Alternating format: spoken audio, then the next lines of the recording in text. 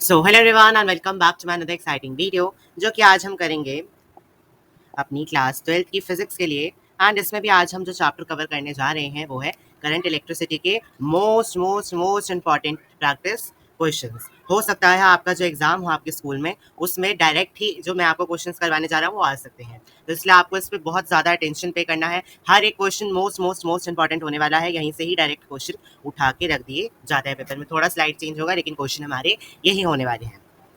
तो चलिए स्टार्ट करते हैं। मैंने देखिए बहुत अच्छे फॉर्म में बनाया है। इसमें हम अलग अलग वैरायटी के भी क्वेश्चंस करने जा रहे हैं। 2 मार्क्स के क्वेश्चंस जो हैं वो हमने इसमें ज़्यादा लिए हैं क्योंकि ऐसे ही क्वेश्चंस में बच्चे आके फंस जाते हैं। आपने भी अपने पेपर में नोटिस करा होगा। तो question then solution and marks, इसी फॉर्मेट में हम सारे क्वेश्चंस करेंगे। आप देख सकते हैं यहाँ पे बिल्कुल लास्ट तक डायग्राम वाले क्वेश्चंस भी यहाँ पे हमने कवर करे हैं ताकि कुछ भी पार्ट मिस ना हो सके। एंड इसके और भी क्वेश्चंस हैं जो कि रजिस्टर्स हो गए, वेट स्टोन वाले हो गए, वो अभी मैंने यहाँ पे नहीं लिए हैं, उसके लिए हम एक अलग वीडियो बनाएंगे। अभी हम ओवरऑल जो क्वेश्चंस इंपॉर्टेंट है वो हम यहाँ पे कवर करेंगे। और वो वाले पार्ट भी अगर आप ये वीडियो बहुत देर से देख रहे हैं तो शायद आ चुका है। आप ये वाली वीडियो देखने के बाद वो वीडियो भी ज़रूर से देख लेना। तो चलिए अब मैं स्टार्ट करने जा रहा हूँ with the very first question. तो देखिए क्वेश्चंस का में जितनी भी इंफॉर्मेशन हमें यही ट्राई करना है कि जब हम उसको पढ़ रहे हो तभी हम सारी चीज़ उसमें से ग्रैब कर लें। सो एन एक्सेलेरेटेड अल्फा पार्टिकल, एक अल्फा पार्टिकल जो है उसको हमने एक्सेलरेट कराया। Constituting a beam current, current था उसमें 0.64 माइक्रो एम्पियर, इसको हमें मार्क करना है। करंट कितना हमें उसमें देखने को मिला,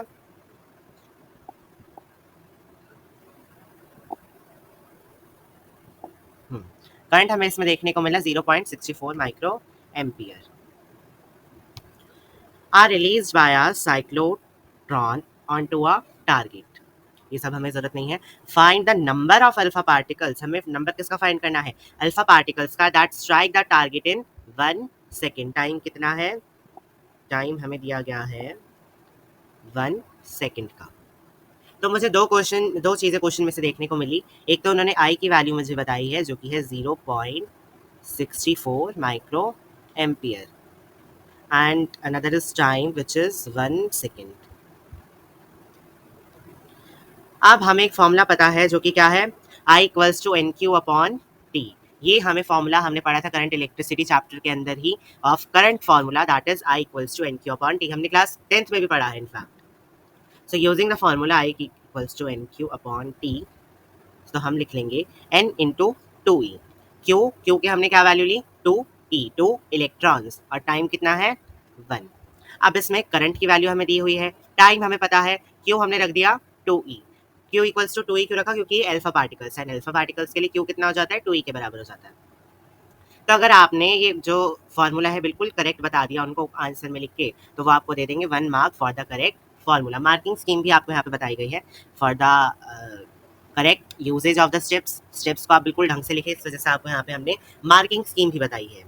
तो अब मैंने यहाँ पे एन को यहीं छोड़ दिया और क्यू और टी को मैं उस तरफ ले गया, तो टी ऊपर आ जाएगा और क्यू नीचे चला जाएगा। क्यू की जगह 2 ही रखा और आई की जगह आई, और टी 1 था तो टी 1 ए के बराबर होता है, तो यहाँ पे हमने टी को छोड़ दिया। तो आई की वैल्यू हमें कितनी दी है 0.64 माइक्रो एम्पियर, लेकिन माइक्रो को हमें हटाना पड़ेगा। क्यों हटाना पड़ेगा, क्योंकि यहाँ पे हमें स्टैंडर्ड बातें करनी है, तो इस वजह से हम माइक्रो की जगह 10 टू द पावर -3 रख देंगे और अपॉन में 2। और इलेक्ट्रॉन ई की वैल्यू क्या होती है, हमने पढ़ा था अपने chapter electric charges and fields में, that is 1.6 into 10 to the power -19।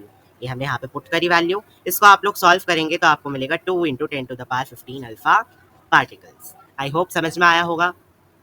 और अगर कुछ आपको नहीं समझ में आता है, ये मैं अभी से ही बता रहा हूँ फुल इंटायर वीडियो, अगर आपको कुछ भी सॉल्व नहीं हो पाता है, कुछ भी समझ में नहीं हो पाता है, तो आप लोग कमेंट सेक्शन में वो चीज़ लिख सकते हैं, आपके कमेंट का जवाब ज़रूर से दिया जाएगा। तो ये बहुत सिंपल सा क्वेश्चन था, 2 मार्क्स के लायक ही था नहीं, 1 मार्क्स में भी आपके स्कूल में आ सकता है, लेकिन क्योंकि जो स्टैंडर्ड मार्किंग है उसके हिसाब से 2 नंबर का बनता है, 1 नंबर इसके फॉर्मूले का और 1 नंबर करेक्ट आंसर निकालने का, इस वजह से 2 मार्क्स में रखा गया है। तो चलिए अब हम बढ़ जाते हैं अपने क्वेश्चन नंबर 2 की तरफ, जिसमें हमें कह रहे हैं लॉयज लाइक नाइक्रोम, नाइक्रोम जैसे जो लॉयज हैं जिनका टेम्परेचर कॉफिशिएंट ऑफ रेजिस्टेंस कितना दिया गया है 0.4 इंटू 10 टू द पावर -3 पर सेंटीग्रेड एट 20 डिग्री सेंटीग्रेड। ये वाली इन्फॉर्मेशन जो है थोड़ी मार्क करने लायक है, मार्क करेंगे इसको। Temperature coefficient of resistance is this one at 20 degree centigrade are widely used in making of wire bound strand resistor as their resistance changes very little with change in temperature. तो कह रहे हैं जो nichrome जैसे जो alloys है उनका उसकी एक हमें वैल्यू दी थी टेम्परेचर कोफिशिएंट ऑफ रेजिस्टेंस की कितने पे 20 डिग्री सेंटीग्रेड पे। तो बोल रहे हैं इनको यूज़ करा जाता है क्या बनाने के लिए, वायर बाउंड स्ट्रैंड रेजिस्टर्स। अब क्यों इनका यूज़ करा जाता है बनाने के लिए, क्योंकि इनकी जो रेजिस्टेंस है वो बहुत कम चेंज होती है टेम्परेचर के चेंज होने पे। तो हमें क्या ढूंढने के लिए कह रहा है, फाइंड द टेम्परेचर, हमें वो टेम्परेचर ढूंढना है इसमें की रेजिस्टेंस ऑफ नाइक्रोम की रेजिस्टेंस हाफ हो जाए अपनी वैल्यू से and at the value at 20 degree centigrade, 20 degree centigrade पे। और फिर सेकंड में हमें बोला गया है state and anomaly regarding the temperature value obtained in one, मतलब उसके बारे में हमें थोड़ा सा डिस्क्राइब करना है जो हमें वैल्यू निकल के आने वाली है। तो चलिए अब इसका हम सॉल्यूशन देखते हैं। सॉल्यूशन में हमें सबसे पहले एक बहुत ज़्यादा इंपॉर्टेंट फॉर्मूला बताया गया है जो हमने इस चैप्टर में पढ़ा है अभी रिसेंटली। अगर आपने जब ये चैप्टर पढ़ा होगा तो आपके टीचर्स ने बताया होगा that R equals to R not 1 plus alpha delta T. जहाँ पे जो ये R है ये फाइनल वैल्यू है, R नॉट इनिशियल वैल्यू है 1, और ये अल्फा जो है ये क्या है हमारा temperature coefficient of resistance and delta T. तो अब मुझे बोला गया है मुझे वो टेम्परेचर की वैल्यू फाइंड करनी है जहाँ पे मेरा जो फाइनल वाला रेजिस्टेंस है वो अपनी इनिशियल वैल्यू से हाफ हो जाए। तो इसलिए मैंने फाइनल वाले को लिख दिया आर नॉट बाय 2, यहाँ पे लिखा गया है इक्वल्स टू आर नॉट की जगह R not 1 alpha delta T. अब यहाँ से जो आर नॉट से आर नॉट जो है ये कैंसिल हो जाएगा, और क्या हम कर सकते हैं, फिर यहाँ पे क्या बच जाएगा, half equals to 1 plus alpha delta T. इस 1 को हम इस तरफ लेके जाएंगे तो 1/2 minus 1 equals to alpha delta T. अब इसको आगे करिएगा solve, 1/2 minus 1, 1 minus 2/2 equals to minus 1/2, minus 1/2 equals हो जाएगा अल्फा डेल्टा टी के। तो अब ये जो अल्फा है यहाँ से मल्टीप्लाई से हट के उधर डिवाइड में चला जाएगा, 1/2 alpha equals to delta T. तो 1/2 इंटू वो वैल्यू पुट करेंगे जो हमें दी गई थी अल्फा की, ये वाली, एंड इसको जब आप पूरा सॉल्व कर लेंगे, सॉल्विंग वाला काम यहाँ पे भी आप कर रहे हैं। अगर मैं इसको पूरा सॉल्व करूँगा तो यहाँ पे फिर अभी मेरे पास इतना स्पेस नहीं है, और ना ही वो वाली वीडियो है जिसमें मैं पूरा सॉल्व करके दिखा रहा हूँ। सॉल्विंग का काम अभी आपका है, मैंने आपको पूरा बता दिया है कि इसका स्टेप्स क्या होने वाले हैं। तो आप उसको पूरा सॉल्व करेंगे तो आपको मिल जाएगा delta T equals to -1250 degree centigrade. ये वैल्यू आपने फाइंड कर ली। हमें पता है डेल्टा टी क्या होता है, फाइनल माइनस इनिशियल। इनिशियल हमें कितना दिया गया है, 20 डिग्री सेंटीग्रेड। तो ये हम यहाँ पे रखेंगे -20, ये उस तरफ जाएगा -20 तो ये +20 हो जाएगा। तो माइनस में से प्लस करेंगे तो माइनस होता है, बड़ी वैल्यू ये है तो -1230, 50 में से 20 गए 30 आंसर आया।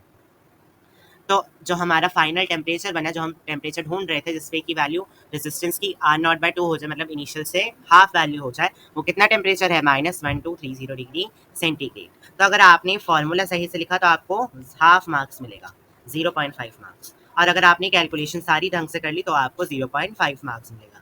खैर ये थोड़ा ट्रिकी क्वेश्चंस था, इसमें थोड़ी कैलकुलेशन ट्विस्टिंग वाली थी, इस वजह से कई टीचर इसे 1.5 नंबर का भी कंसीडर कर सकते हैं। आधे नंबर का ये फार्मूला और 1 नंबर की सॉल्विंग, तो थोड़ा बढ़ के भी आपका जो क्वेश्चन है वो। क्वेश्चन नंबर 2 की तरफ अब हम देखेंगे। क्वेश्चन नंबर 2 में हमें बोला गया था इसकी एनॉमली बताओ। एनॉमली मतलब होता है इसके बारे में हमें वो बताना है, एक फैक्ट टाइप हमें बताना होता है कि आखिर इसमें हमें देखने को क्या मिला, क्या हम इससे आउटकम निकाल सकते हैं, वो हो गया इसका मतलब।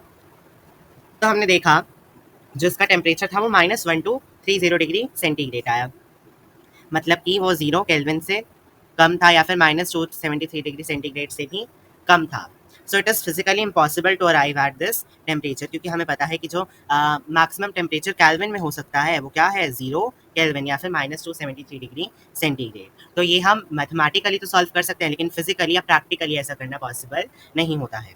तो अगर आपने इसकी करेक्ट एनॉमली दे दी है तो आपको 1 नंबर मिल जाएगा। वैसे सेकंड क्वेश्चन इतना खास था नहीं, मेरे हिसाब से 2 क्वेश्चन का अगर ये क्वेश्चन होना चाहिए था तो ये पूरे 2 क्वेश्चन इसी क्वेश्चन को ही डेडिकेट कर देने चाहिए थे। देन क्वेश्चन नंबर 3 की तरफ अब हम प्रोसीड करते हैं। इसमें बहुत ज़्यादा इन्फॉर्मेशन दी गई है, लेकिन क्वेश्चन बहुत छोटा सा होने वाला है।